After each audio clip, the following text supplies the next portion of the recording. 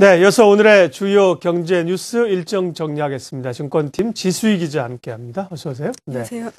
일부 인터넷 포털과 게임사들이 개인정보를 수집한 혐의로 검찰에 고발이 됐군요. 어떤 업체들입니까?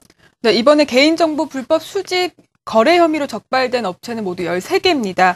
다음과 넥슨, 다날, KG 모빌리언스 등인데요. 이 가운데 LG U+는 이동통신사가 아닌 결제대행회사 자격으로 수사를 받았습니다. 이들은 휴대폰이나 신용카드 또 ARS 등을 통해서 전자거래를 할 때 고객의 개인정보를 동의 없이 수집하고 또 제3자에게 제공한 혐의를 받고 있습니다. 경찰은 13개 업체 관련자 26명을 입건해서 오늘 검찰에 송치할 예정입니다. 하지만 대상 기업들은 모두 억울하다는 입장인데요. 모두 요금을 부과하기 위한 목적으로 개인정보를 수집했고 또 외부로 유출된 개인정보는 없다고 주장하고 있습니다.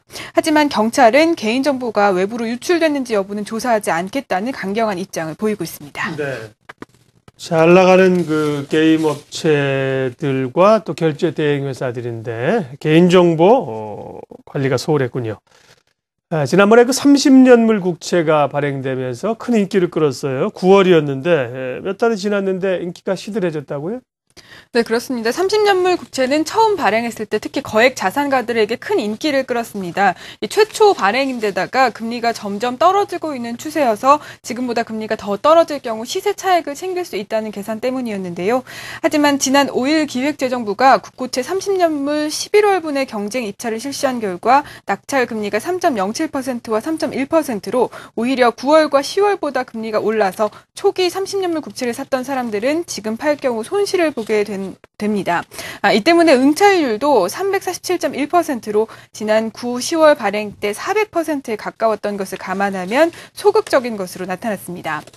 일부에서는 지난 9월과 10월 이 30년물에 대한 인기가 너무 과열 상태였다라는 평가가 나오고 있고요. 또 향후 금리 방향성에 확신을 갖지 못해서 관망하는 분위기가 이어지고 있다고 분석하고 있습니다.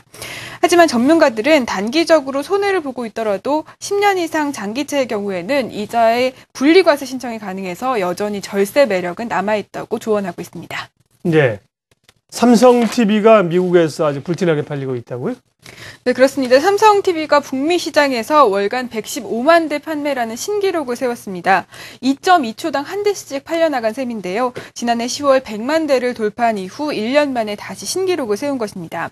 북미는 연간 TV 판매 대수가 3천만 대에 이르는 세계 최대 시장인데다 연말 쇼핑 시즌이 될수록 판매 대수가 더 늘어나서 앞으로 이 기록은 더 깨질 수 있다는 전망이 나오고 있습니다. 또 삼성전자는 미국뿐만 아니라 서유럽 소비자의 브랜드 선호 조사에서도 1위를 차지하고 있는데요. 2006년 보르도 TV부터 시작해서 LED TV 등 프리미엄 제품을 내세운 것이 유효 전략으로 작용했습니다. 업계에서는 또 삼성전자의 독주가 당분간은 이어질 것으로 내다보고 있습니다.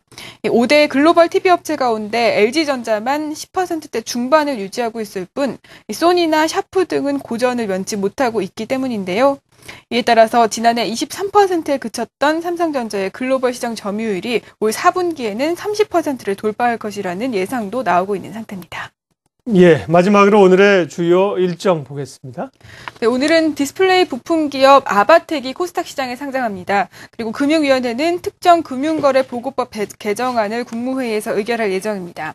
또 금융감독원은 자동차 보험 표준약관 전면 개정 추진에 관한 내용을 발표합니다.